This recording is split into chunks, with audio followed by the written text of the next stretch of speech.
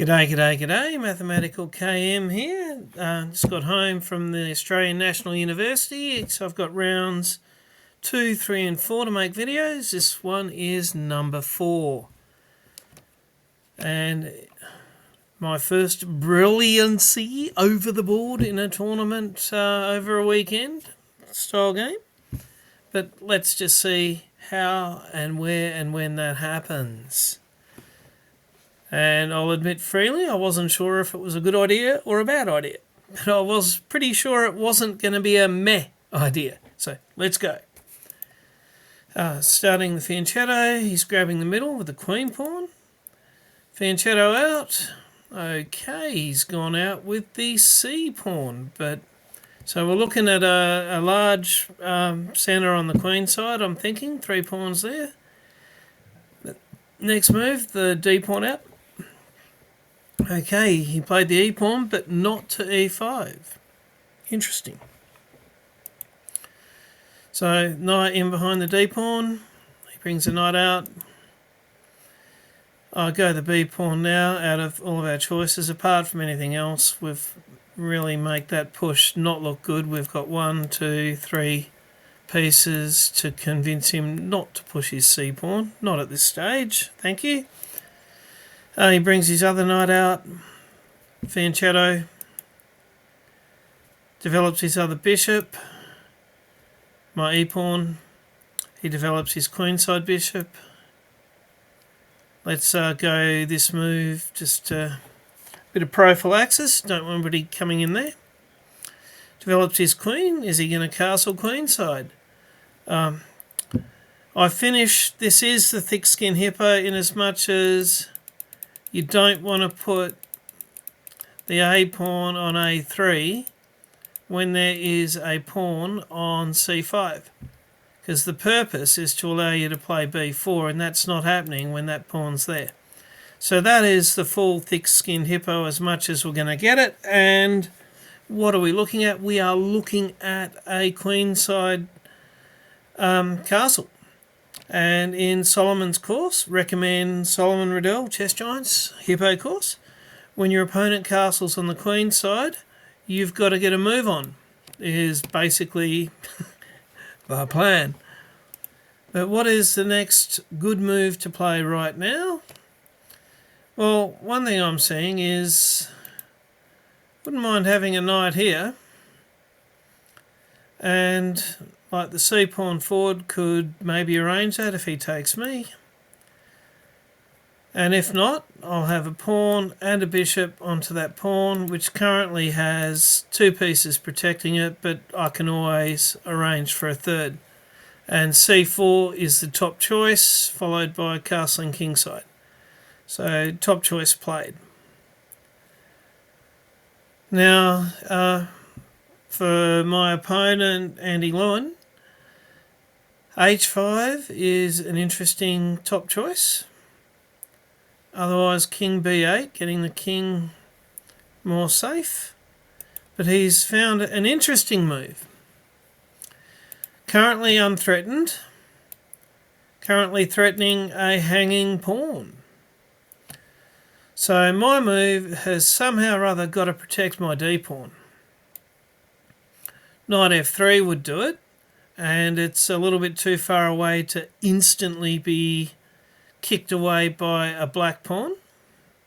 So that's actually the top move.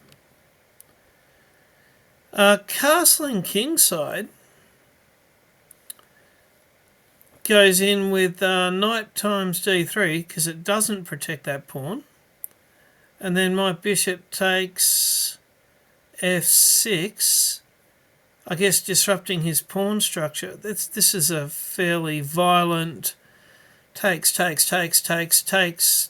Where does it end? Who knows? Or queen b1 is a nice simple, getting the queen lined up with our hopeful attack and protecting the d-pawn. And, you know, giving us time to then play a3 and kick that knight away. I played the queen to b1, and I'll be kicking that knight away presently. I say presently, His top move is taking the pawn. He plays. Very interesting. What should I take back with? Tell you what, and I can see why it's bad with my king in the middle. Taking back with the D pawn is minus 1.25 to black. Yeah, open up for an attack on me. No thank you. And the only other choice is knight times c4. And I guess that's because b times c4 is... No, my b pawn's meant to be flying down the board. So, correct move. Okay, now for black, bishop c6 looks to be a good idea.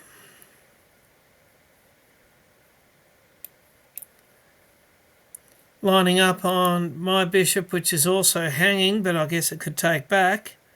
And if it moves out of the way, then his bishop's lined up on my rook. That's interesting. That's far and away his best move. Still an edge to white, but not as much. And he's played the top move there. Been a series of solving problems this game, as well as some tactics, as well as a bit of a risky move that ended up being called a brilliancy.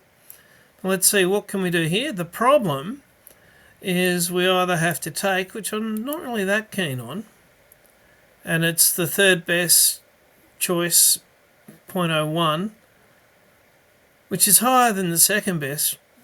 Figure that out. But it's not really what I want. Castling is, far and away better. Because if I do castle, the king will be protecting the bishop and the rook will be ready to join in. But I found another resource, which was 0.06. So that's actually higher than the second and third best choices that the computer came up with. It didn't think of it. And it is blocking that bishop. And yes, he's got a bishop and a knight that can hit the e-pawn, but it is protected two ways. And this is actually, I think, the key. I mean, forget my brilliancy. Okay, so I got one, yay! But in many ways, this is perhaps strategically at that level where things started to go wrong for my opponent.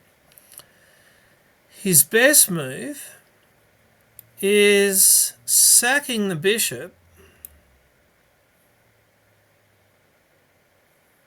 Hang on, bishop times g3. Let's get me out of the way. What's this computer even thinking about? Bishop takes the g3 pawn.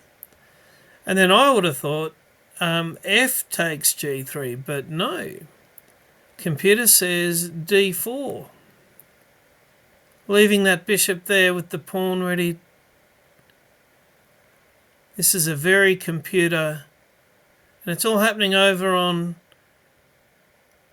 the other side with the pawn and the bishop looking at each other. That's kind of crazy, and I don't think either I or my opponent thought of that one. But bishop takes g3. I would have taken the bishop back, and then he's not going to take back with the queen because the knight would have taken it. There was just that crazy line the computer was having. But let's forget about bishop takes g3. A bit more easy to understand is bishop to e7 or bishop to f8. Just relocating that bishop and having the queen looking down that way. But it is, and I can tell you why it's relocating the bishop. It is because if the bishop does not get out of the way, I'm guessing this is a little bit of a threat, is the pawn fork with the knight on it. But it's not a full pawn fork, danger, because he could just take the pawn, take it, and that's just not that bad. Anyway, the top three moves there for black are not what he picked, and I think, and yep, look at the eval. And I'm guessing it's because he's made his own dark bishop a tall pawn. Can't go through its own friend, can't go through its own friend. That pawn is blocked, that pawn is blocked. That tall pawn is pretty blocked. So anyway, so that was a move that was played, but the game's still not going to win itself for me. And let's see, what are we up to? The best move is to get that knight out of our face while the queen is on the protecting duty. It'd be nice if the queen wasn't tied to minding that pawn, and also if that knight was out of our face. So a3 is best by half a pawn. Played. So yay. The knight goes back. Pretty much had to. And it's asking for castling. Knight c3, which is bringing this knight around into the attack.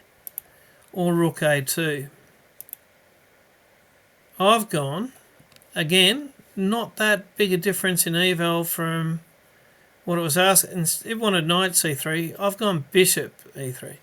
It's not available yet, but, you know, pinning a queen to a rook if maybe the pawn couldn't block, that might get me, you know, up an exchange and pieces around his king. He's moved his light bishop out, so it is threatening that knight. Castles, connecting the rook and the queen.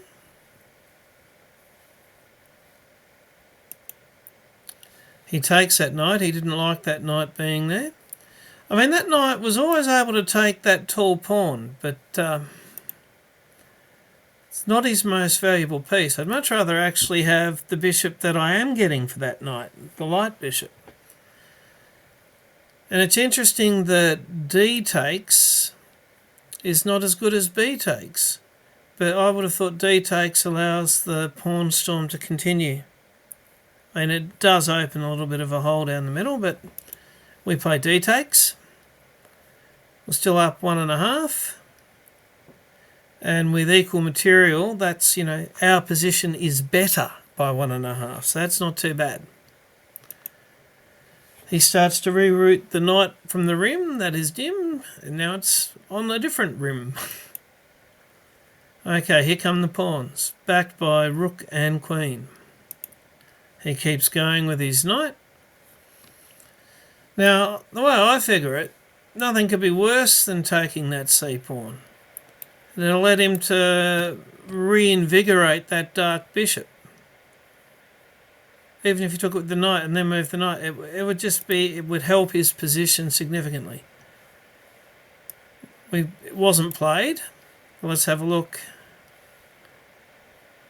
It dropped quite a lot of eval, nearly back to even. But yeah, no. That was under +1. We played forward and plus 1.3. And the pawns are coming. Okay. That wasn't his best move, but very human. It's stopping the pawn from coming. He should be playing knight to f8, which is continuing to relocate that one and try and get some life on the king side. But the pawn was coming. He stopped the pawn. The one thing is it locks that one in place and allows this pawn to come forward. Here it comes. And computer's realising this is quite a good plan, 2.7. He's desperately trying to send Harry down the board to get something happening on the king side. Harry, without the H, keeps going for me. He brings Gary with Harry. What am I going to do with the A pawn? It's funny, rook a3, bishop to d2, which is like dealing with the king side. or queen c1, again dealing with the king side, are the best moves, all better than 3.5. But I have continued at the attack on its 3.4, so it's really no different from that little focus back to the king side, and this is still up the guts. So we'll continue with it. He takes with his knight. Computer wants bishop d2 or rook a6. I can see rook a6 makes a degree of sense. Or queen a2. Queen a2 is something that I like the look of, but not yet for me. I've instead come in with the bishop now, pinning the knight to the queen.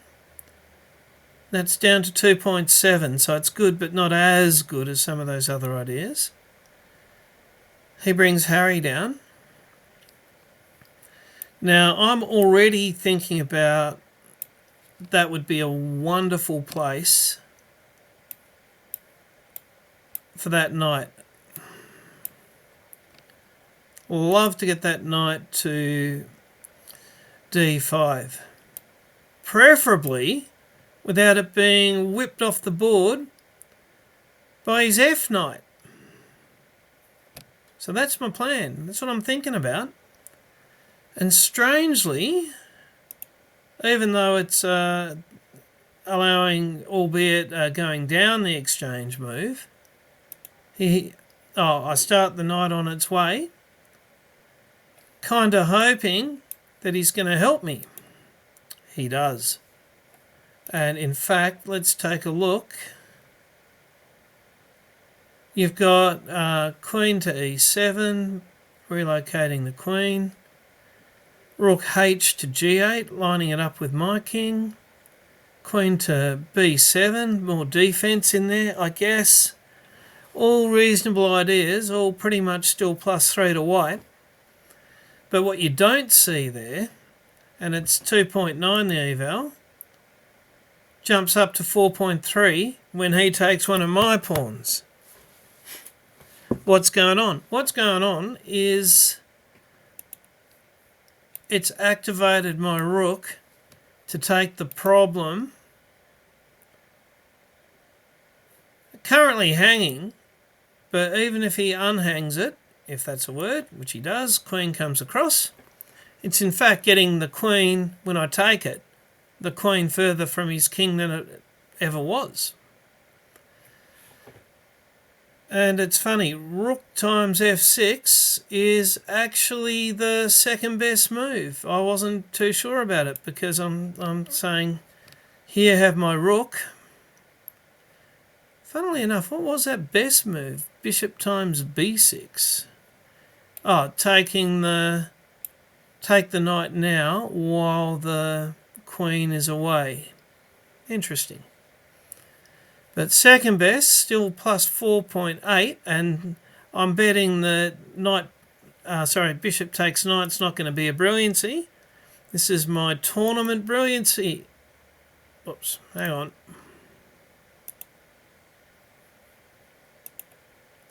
He's moved his queen over. It looks like I've played that first. Let me check. Move 26, bishop times b6.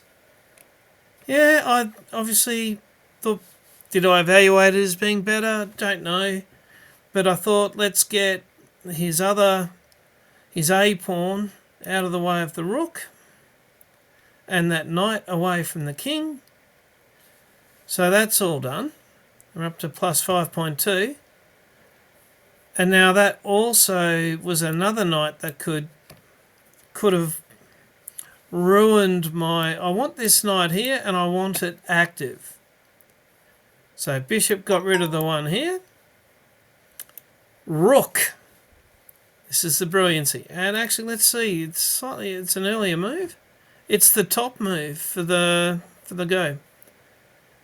At depth 22, rook takes f6, 5.75. The brilliancy is the top move. Queen takes. Knight d5. That's what we've been trying for some time. It's apart from anything else, it gets a tempo on the queen, threatening a check here, getting one of the pawns. What does my friend play? The queen into e6. Now this is where it does get kind of tricky. I nearly let it slip, but I don't, and it wouldn't have slipped to less than, still be in white's favour. It would have been +1.5, but let's see how that comes about. And it's interesting that I couldn't quite see all the way forward, but obviously you're gaining a pawn. And if he comes in to here wanting to run, you could come just back and it would be check again.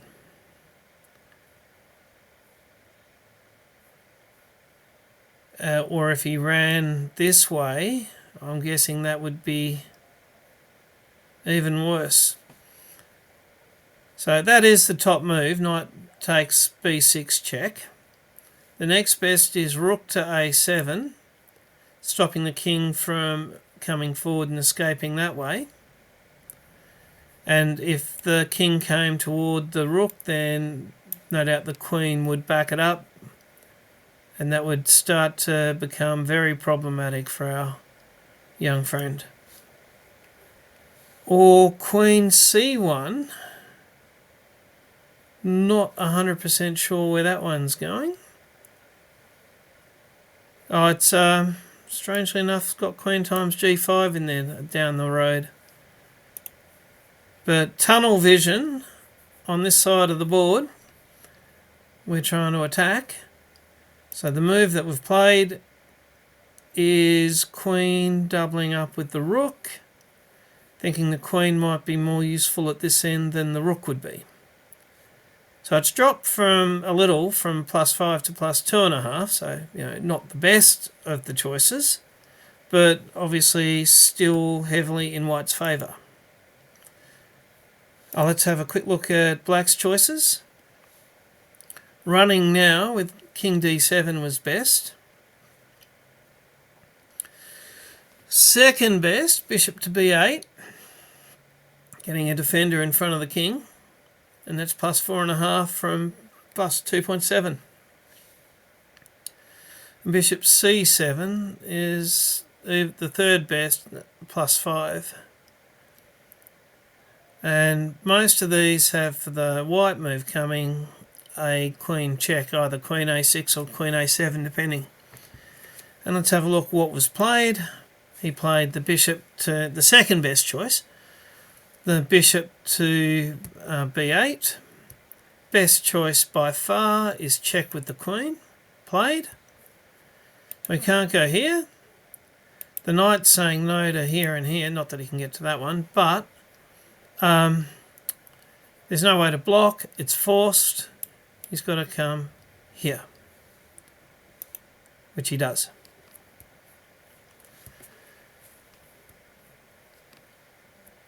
Interestingly enough, the only thing that's still up near 5 is bishop here. His rook takes here. Let's get me out of the way. His rook's taken mine. You're looking at the small board there. King g2, which is kind of threatening the rook, but the rook is protected by the queen. His king goes to e8. Then bishop to g4. Threatening the queen, but the queen can take the bishop. But if the queen takes the bishop,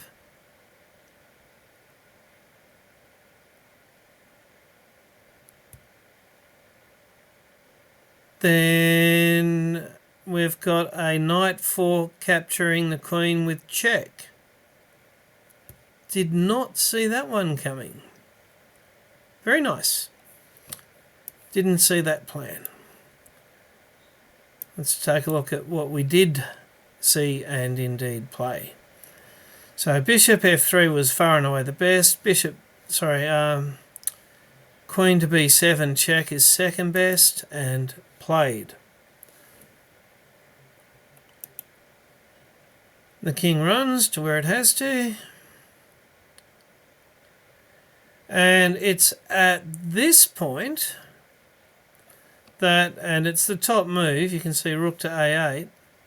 What I'm thinking with that is I then have two pieces on that bishop, and because the king is in the way of the other rook, this rook can't save the bishop. And if the... where's the rook going to move away? But it's just adding to the complexity. If the rook can't save the bishop when I take it, and the rook is pinned to the king, it's starting to get tricky. And it's plus 2.9 is rook a8. Played. Oh, let's have a look at how good that move is. It's very tactical in here. His best move is queen d6. Giving him a second piece, protecting that bishop. And it's this next move that, and looking at it now, and this was obviously very tense, all this hunting the king and after going down the exchange, and very exciting stuff. And it's actually quite simple, the best move. Rook to a6, threatening, chasing the queen away. And if the queen goes all the way away, then that could be mate. Right, things along those lines. It's far and away the best move. Rook to a6. And, it's plus 3 still. What did I get away with? Queen to c6. Now it's only 0.7. It is plus to white, but it's 0.7. I was thinking queen takes, pawn takes, and I guess this is where is it hope chess? I don't know, but any other move, and there are other options even if this doesn't happen, but if he plays some other move, like the rook onto the pawn, then that is a true pawn fork, protected by the knight. And there are other bits and bobs that could happen. My opponent, and you can see that getting the ladies off is his only choice. That's 0.7. His second best choice, which was king f8, which wasn't played either. And then rook d7, second, third, fourth, from second choice onwards, it's terrible. The only move that worked in the position was getting the ladies off. But he didn't want to lose his queen. And unfortunately, in this very tense situation,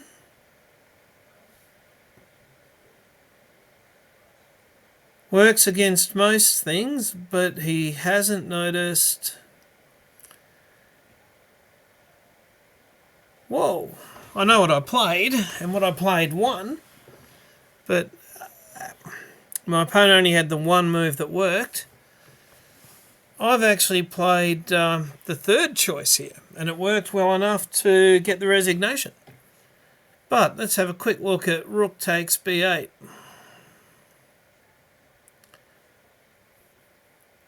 Let's get me out of the way.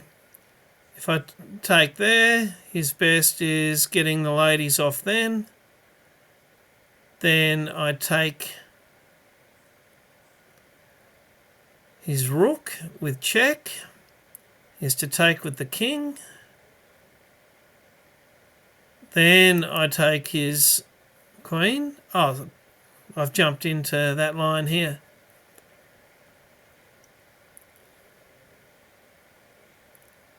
And it goes from there. Very interesting stuff. But let's go back to what was played. And queen to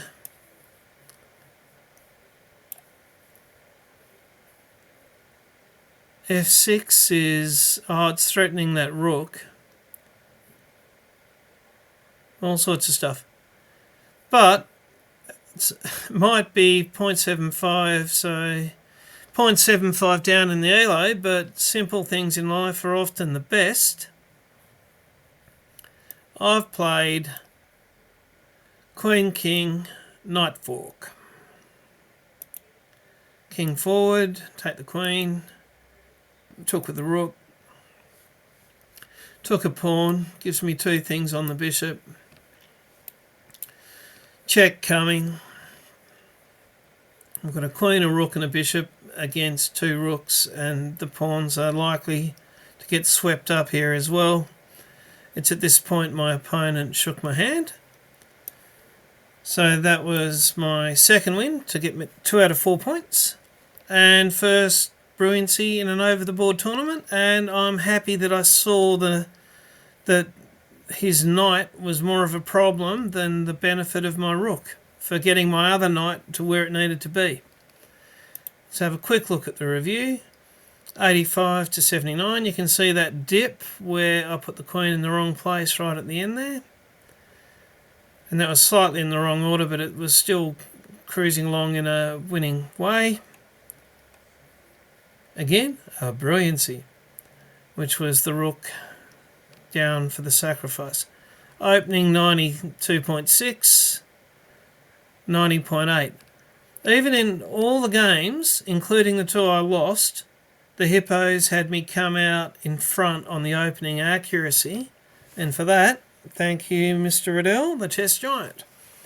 And this time around, in the middle game, 82.6 to 72.4. So, thanks for watching. Please like and subscribe. Bye from the Mathematical KM. Remember their initials, not a title.